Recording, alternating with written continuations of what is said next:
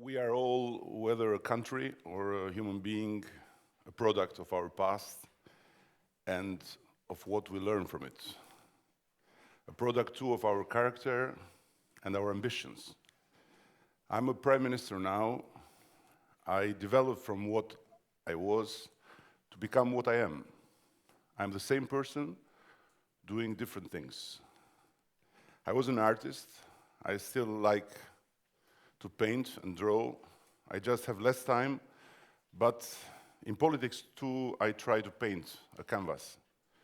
I visualize how I want our country to be, to feel, how I want it to change as the world changes around us. I'm not saying all prime ministers should be artists, of course, far from it. It is good if politics is a gathering of people who come from varied backgrounds. From Reagan, who was an actor, to the Swedish prime minister, who is a welder. The variety in experience is amazing. And even when the variety in professional background is less striking, Margaret Thatcher was a chemist, Angela Merkel, a PhD in chemistry, their brush in the larger tableau is far from being similar, but both impressive. I think the skills we have in one field may help or hinder in another, though, in spite of all, the artist in me is never still.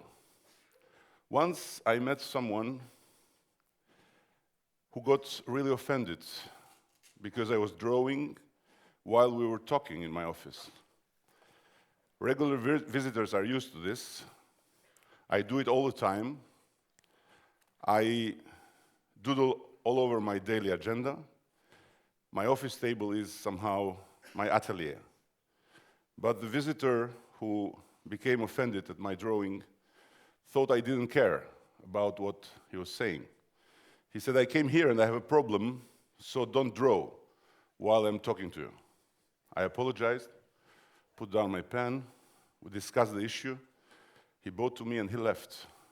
The next time I met with him, I remembered the offense he had taken, so I pushed my pot of pens at the outer edge of the desk, and I did not draw. Yet, still, he was not happy. At the end, he said, I feel like you are not listening, you are looking at me, but you are not here. And I said, you see, allow me to draw if you want me to concentrate, if you want me to listen to you and be myself. The first time in my life that I entered a state building in Albania was when I assumed a public office, when I became Minister of Culture. It happened in a moment in very extraordinary circumstances. Life takes many turns, and this was not one I had expected, but this is a story for another day. It was 1998, and as I settled into this new life, I imagined I buried the painter in me.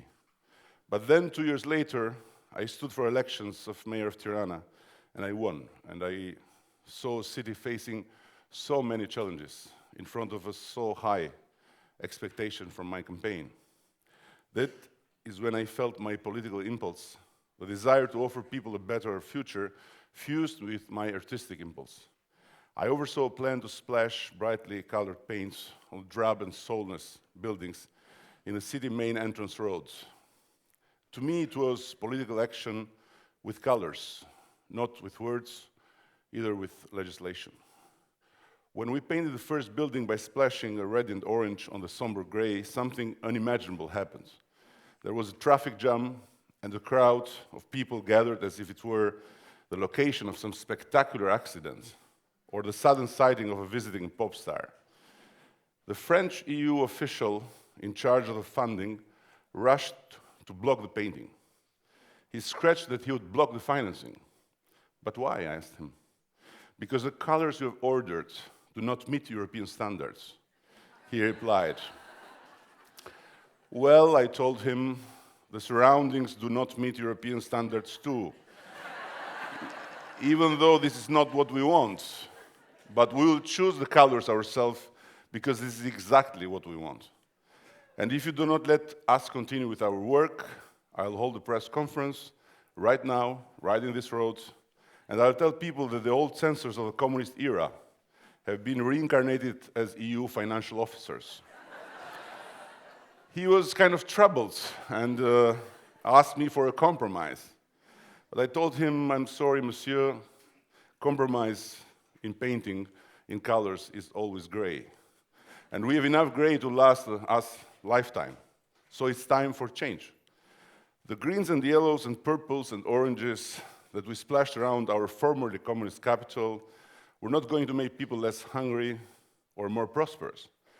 But this first big act had been something telling that the space they lived in was their space. So these colors did make them feel better about the place where they lived, and did make them see possibilities in a space where it appears to be no space. It made them see that change could come in different ways, in spite of the city budget being nothing, something. When I was spending most of my time as an artist, mainly in Paris, I was anti-politics, at least politics of the Albanian and Balkan kind. I think most artists are. But it is through the years as mayor that I understood, and as party leader and prime minister, I became quite sure that politics, at its best, is a worthy and meaningful activity which makes the world a better place. And art does the same in different ways. I've been so happy to be in a position to bring the two together.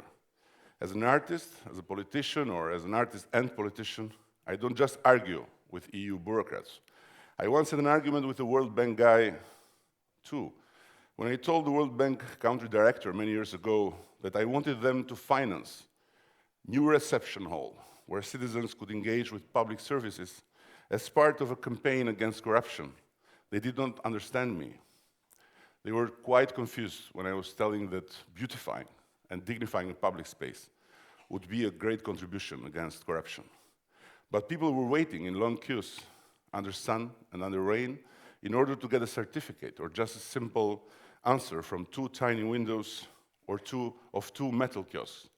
The reply to their requests was met by a voice coming from this dark hole, and on the other hand, a mysterious hand coming out to take their papers while searching through the documents for the bribe. The system was working for the corruption, not for the people, who, if they wanted to skip the queue, they had to pay a bribe. We could change the invisible clerks within the kiosks every week, but we could not change this corrupt practice. Thankfully, I finally persuaded the World Bank to fund this idea. So we removed the kiosks, we built the bright new public space of reception hall that made people, Tirana citizens, think they had traveled abroad when they entered to make their requests. We created an online system of control and so speeded up all processes. We put the citizens first and not the clerks. And we proved something which was very helpful. It's not about genes. It's not about some being with a high conscience and some others having not conscience at all. For example, we cannot imagine an Albanian immigrant in Germany driving without a seatbelt. But I've seen German embassy people in Albania doing so. It's not about genes, it's about environment and respect. And it's about system and partnership. So now, as Prime Minister, I'm once again trying to improve the environment in which people go about their daily lives. We are once again bringing down illegally constructed buildings. We are once again trying to put art and culture at the heart of our economic and social renaissance, and to make culture part of our governance. And our ongoing project is to transform the Council of Ministers building in a mixed use. First floor for culture, second floor for governance. And this I know, that just as politics can be a force for bad, so it can be a force for good. And its very best, it can be transforming for the world. As art can, because art compasses unrest for change, whilst it is about understanding, as Kafka once said. Artists must strive to interpret the world, being the changers of perspectives within it. So must politicians. Artists are providers of hope, so must be politicians. How often, down through the years, have we heard political leaders talking about the need to focus on the big picture? What is the big picture? It is the vision we have for the world. What does the vision constitute? It is made of the build bold strokes that combine to deliver the change we need for the world. What does the artist have in mind as he paints a picture? He has in mind the vision of a finished work. So today, as a leader of my country, I have a vision in my mind for a country that is more modern, a country whose people are more prosperous, a country whose public services serve the people and not those who run them, a country where public space become a common space. I know what it feels like, and through my leadership and the decisions we now make, I'm trying to turn this vision into reality. This is the big pictures. It's trying to grasp the right moment to create space where it appears to be none, and even impossible to have one. Think about it, and you will find a lot of examples in world history. The creators of the European Union are rightly down in history as people who had a vision, but also the ability to make it become real through politics as a force for good. We can see them as the painters of a very great tableau of nations and histories and people who put their own and their country's narrow interests to the service of a very greater ideal. And another part of my big picture is of a new Balkans, a peaceful, prosperous Balkans. Now that surely would be a space such as never existed before. But think, this year, we commemorate the 100th anniversary of the First World War, but also this week there is a commemoration of the end of it, a war which sparked in the Balkans to spread across continents, heralding death and suffering hard to imagine for our generation.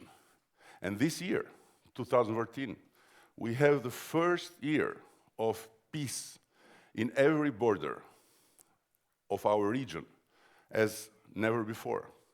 And I come to you here today in the same week as I became the first Albanian Prime Minister in more than 60 years to visit Serbia, a peaceful, prosperous Balkans, a strong Albania as part of a strong European Union. These are big, bold strokes that I long to make part of our big picture. It is a vision that inspires me to work day and night to make it happen. And these two parts of the same vision hang together. A peaceful, prosperous Balkans will be good for the European Union, just as the European Union, despite the occasional zealots over bureaucrats, is good for the Balkans.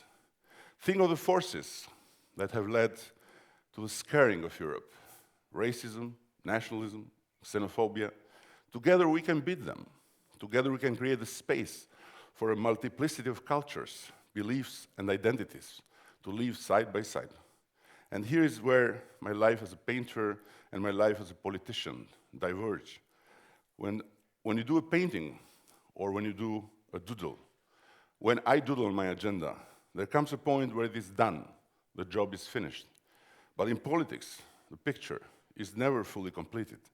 Trying to paint, we never has complete control of where the brush may lead. So, still, we must hold on to the vision and persevere. And when people say, as far too often they do, that politics can never bring change, I say they are wrong. It can, and it does. But of course, we know that just as politics can deliver change, so politics can hamper change. Just as politics can bring peace between peoples, it can bring conflict. Every step on the way, we face choices, just like the artist. This color or that color, this brush or that brush, this space or that space.